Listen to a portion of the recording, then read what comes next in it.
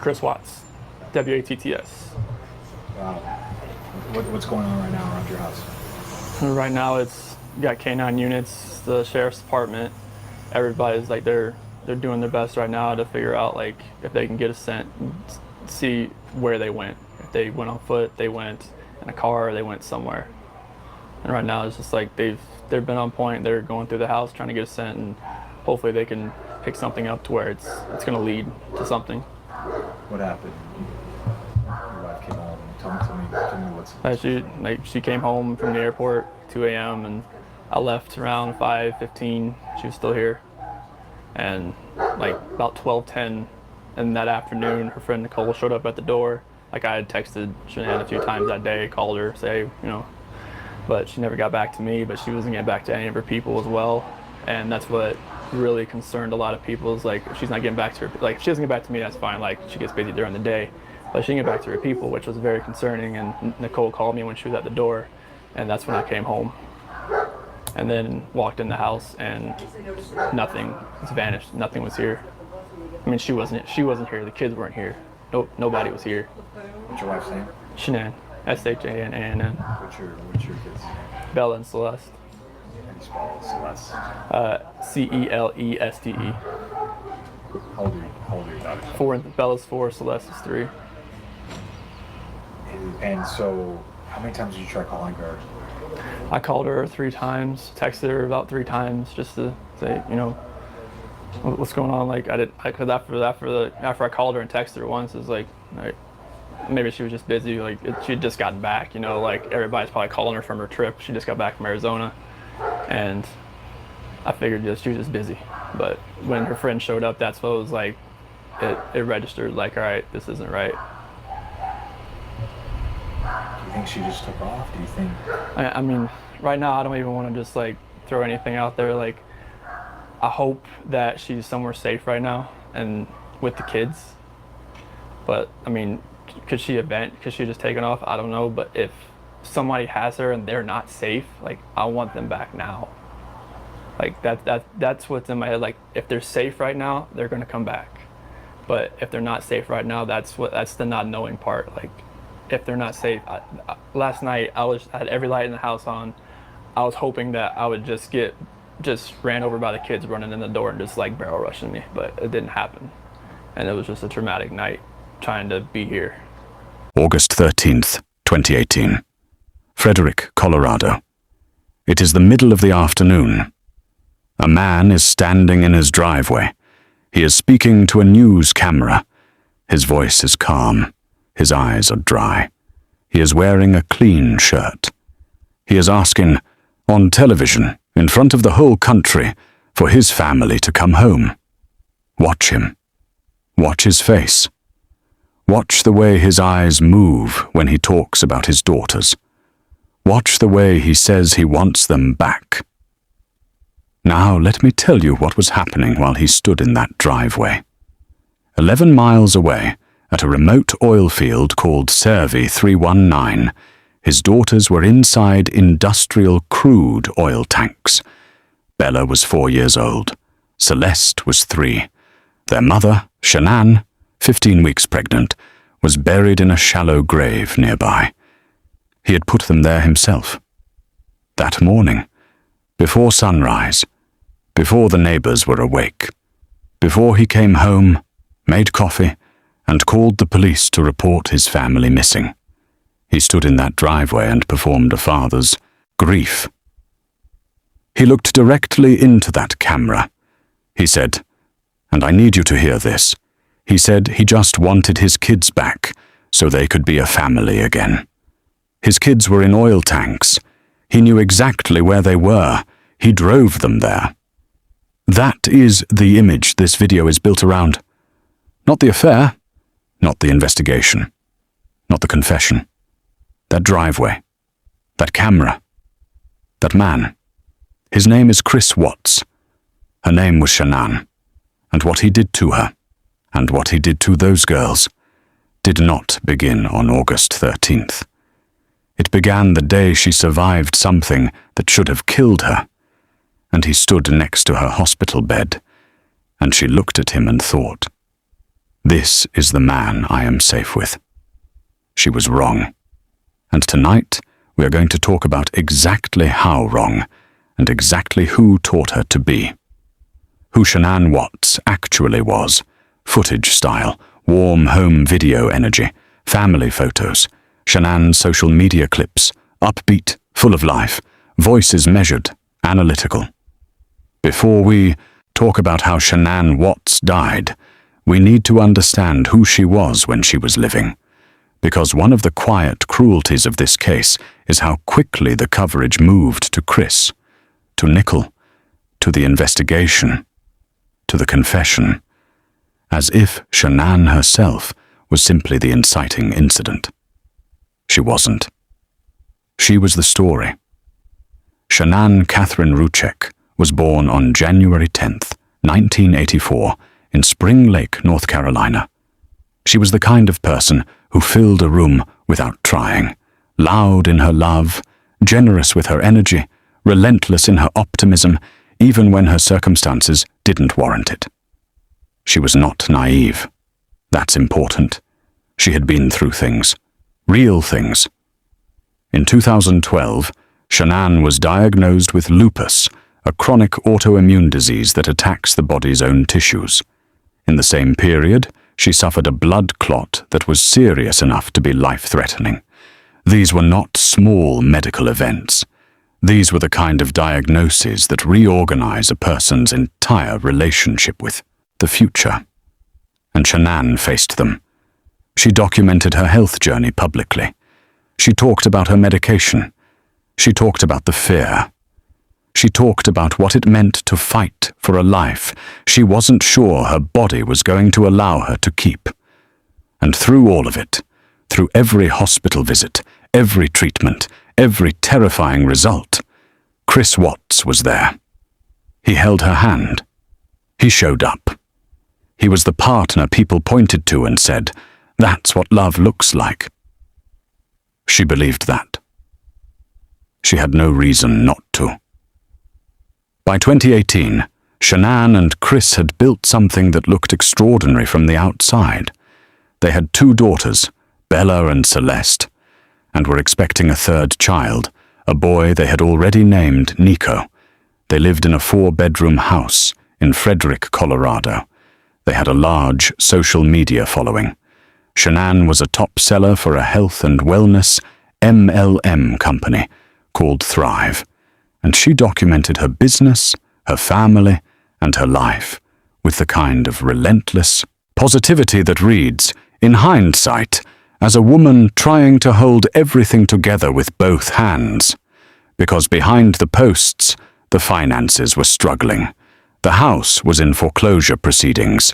The couple carried significant debt, and Chris Watts, for reasons that will become clear, had already begun to disappear from the marriage without Shanann ever realizing it. But we need to pause here, because the financial pressure and the social media aesthetic are often used, consciously or not, to subtly reframe Shanann as somehow complicit in what happened to her, as if the debt made the marriage fraudulent, as if the positivity made her oblivious. Neither is true. Shanann Watts was a woman who had survived serious illness, was growing a business, was raising 2 small children, was 15 weeks pregnant, and was working hard to hold a life together that she had every reason to believe was worth holding. Her husband didn't agree. Christopher Lee Watts was born on May 16th, 1985, in Spring Lake, North Carolina. He grew up quiet. He was described by people who knew him as calm, even-tempered, non-confrontational to a degree that people found almost unusual. That last part matters more than it sounds. Non-confrontational, in the clinical behavioral sense, is not the same as peaceful. It does not mean a person has no conflict within them.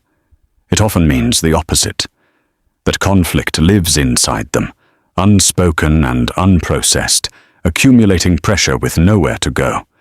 Chris Watts did not know how to have hard conversations. He did not know how to say, "I am unhappy. I want out. "I don't want this life anymore." He knew how to perform contentment until the performance became unsustainable. By early 2018, Chris Watts had begun working at Anadarko Petroleum as an operator.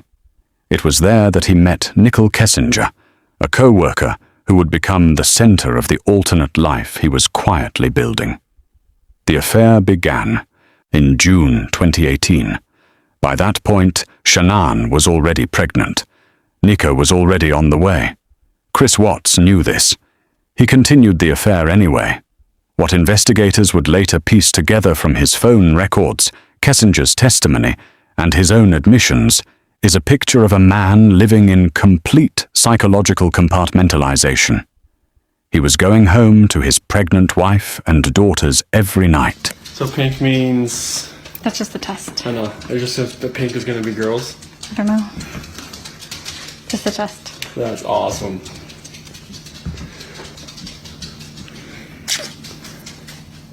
Guess when you want to, it happens.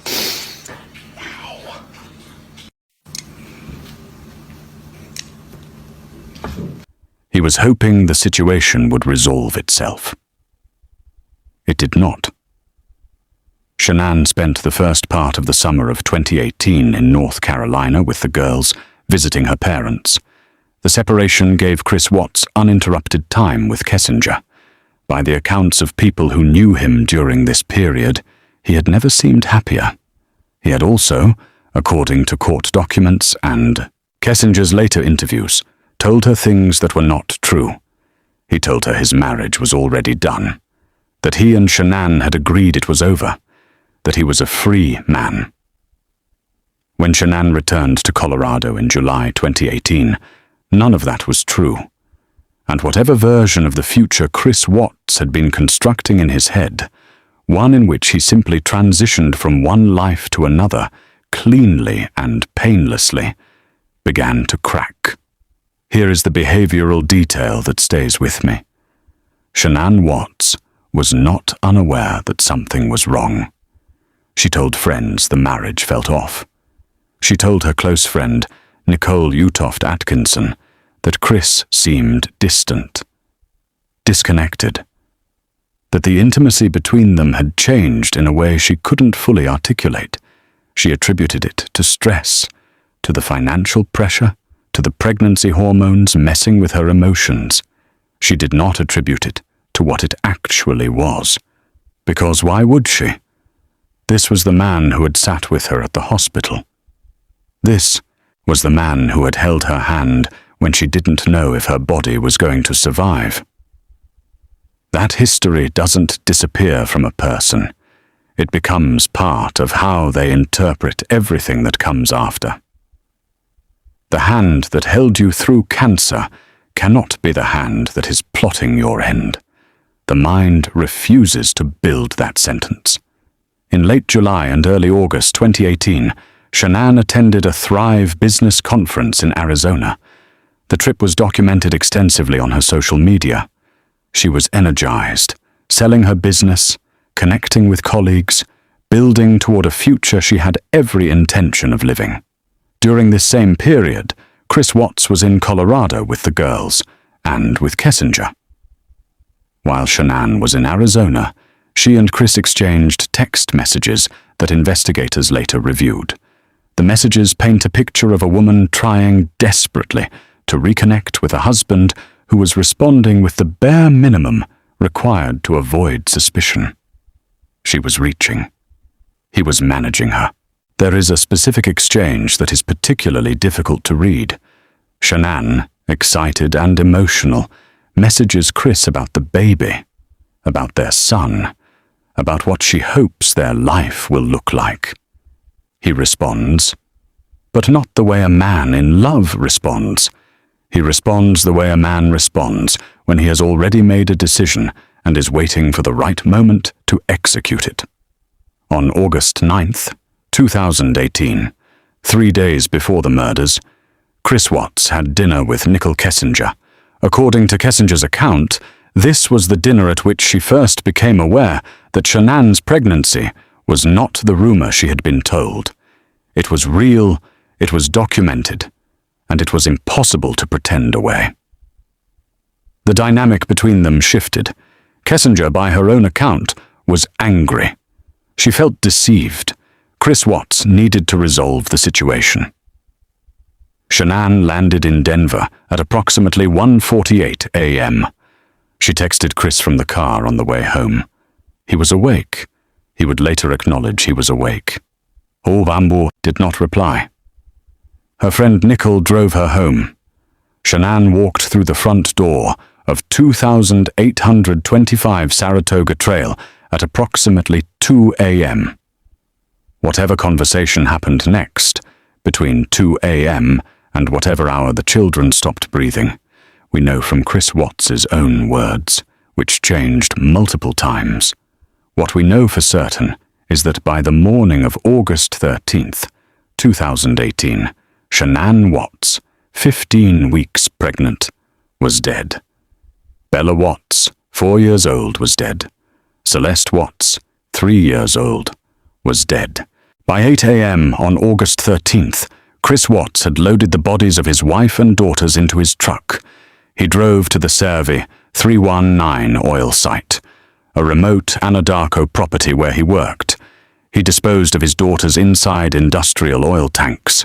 He buried Shanann, 15 weeks pregnant, in a shallow grave nearby. Then he drove back home.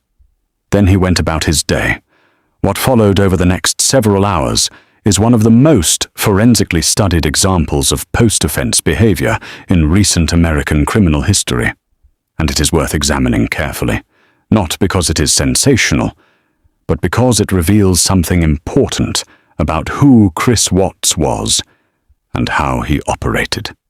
At approximately 12:10 p.m.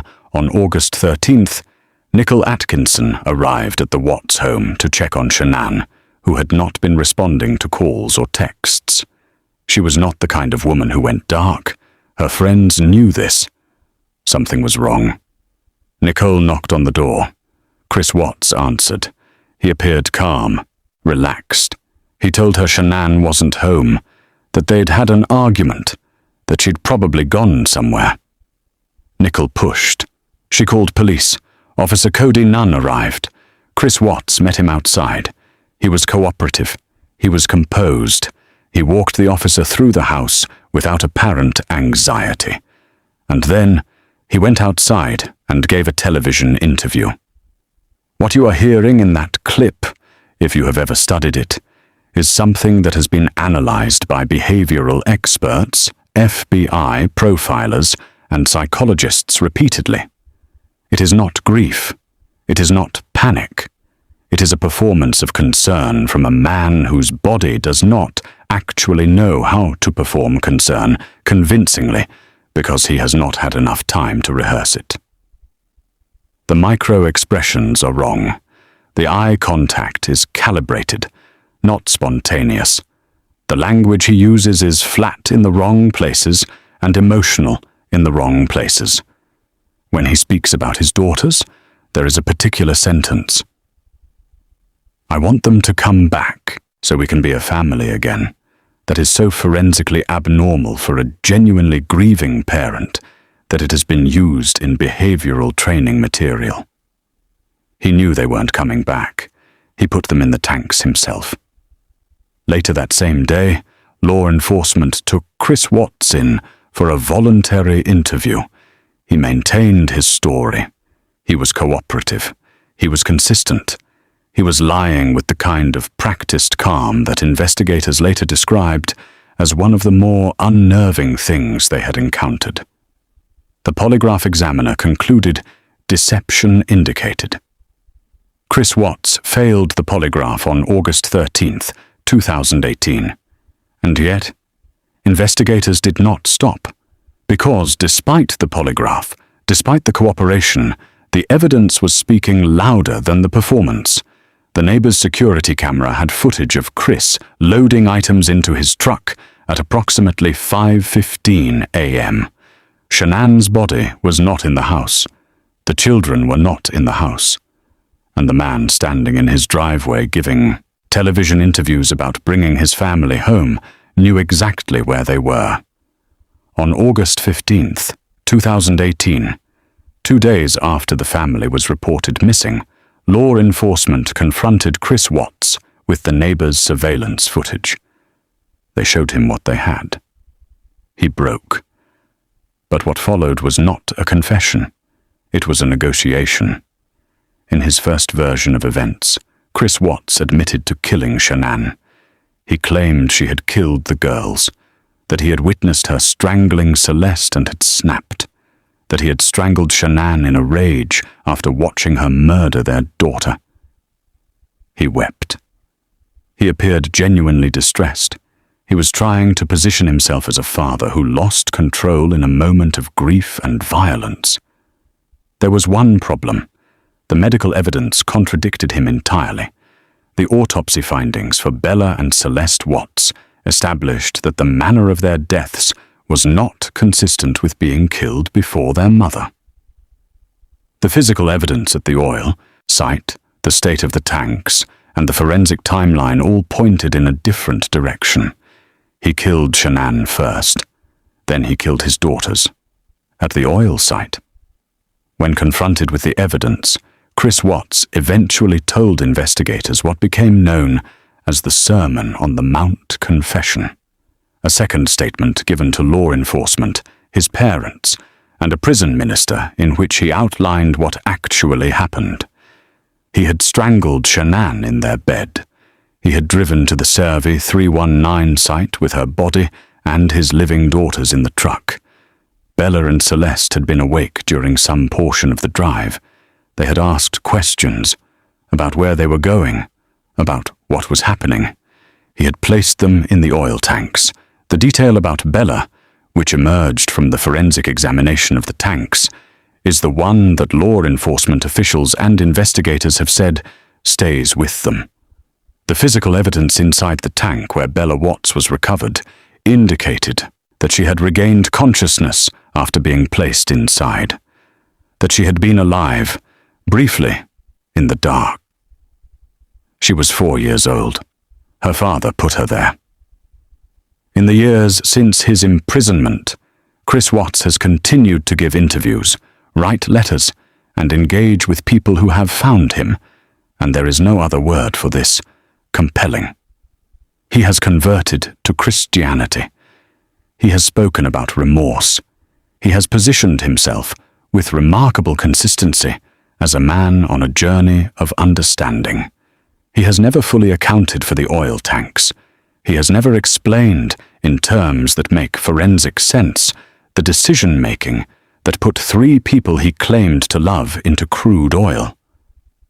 Some things cannot be spiritualized. Some things exist outside the reach of any narrative of redemption. The oil tanks are one of them. Nicole Kessinger was interviewed extensively by law enforcement. She cooperated. She was not charged with any crime. She has not been criminally implicated in the murders. That is the legal record. It is accurate and it matters. The documented record, however, also contains details that this channel is not going to simply pass over in the interest of narrative tidiness.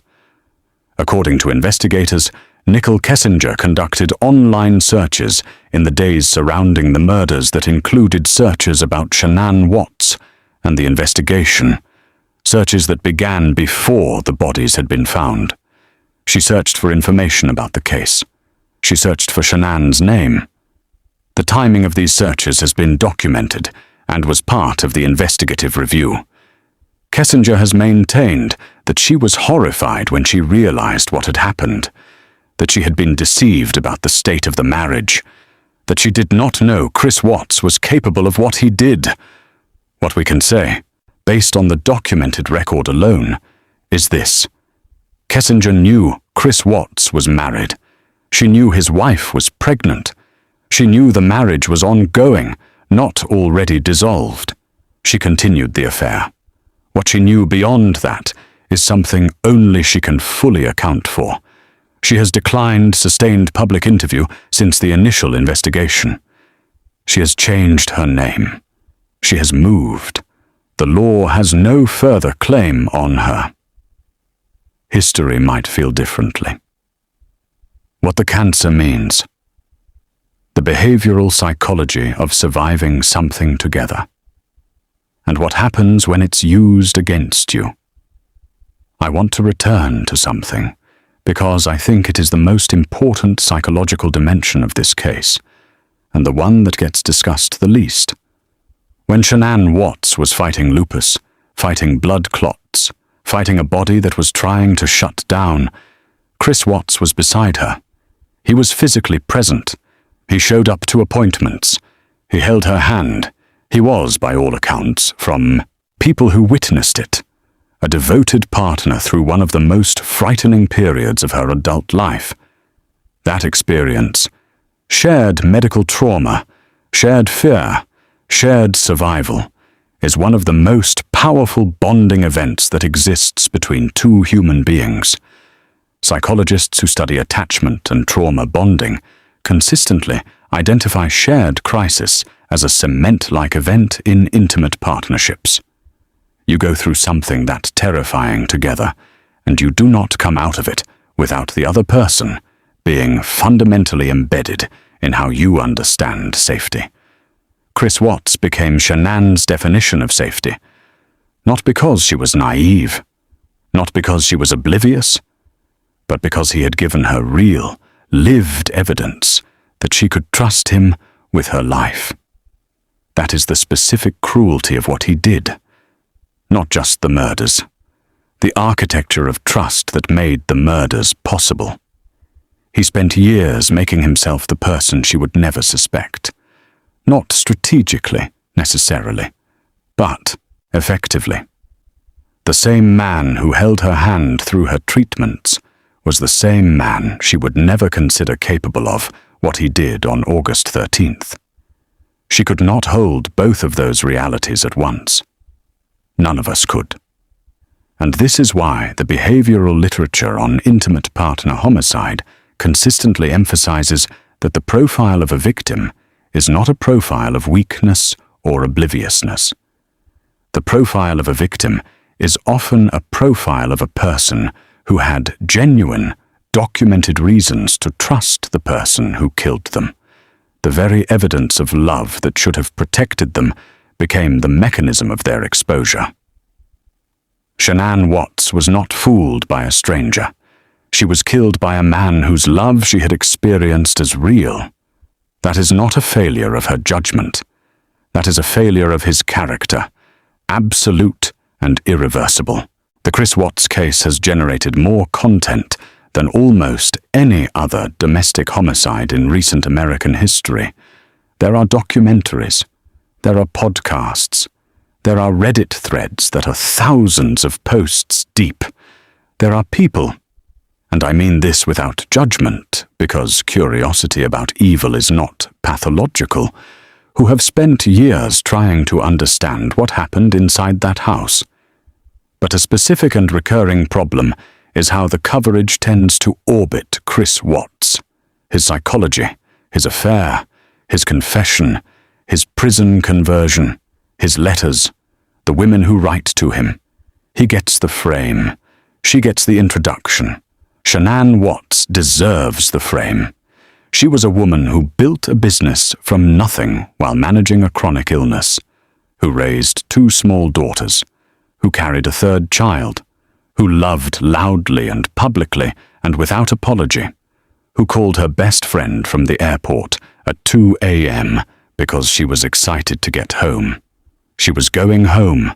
She believed she had something worth going home to. The man who taught her that took it all back in the same bed where she had recovered from treatments that almost killed her, in the same house where she had filmed videos about healing and wellness and the life she was building, by the same hands she had held in the dark when she didn't know if she was going to make it. She made it through the cancer. She did not make it through the man. And whatever we do with that, whatever framework we use to understand it, whatever behavioral language we apply to the psychology of who Chris Watts was, we should never let the analysis eclipse the person. Her name was Shanann. She had survived harder things than most of us will ever face. She deserved to keep surviving. If this video gave you something to think about, share it with someone who needs to see it. Subscribe to the Exhibit Files for more behavioral deep dives into the cases that refuse to let go. And if you knew Shanann Watts, or you know someone living inside a marriage that doesn't feel safe anymore, the National Domestic Violence Hotline is 1-800-799-7233, available 24 hours a day. I'll see you in the dark.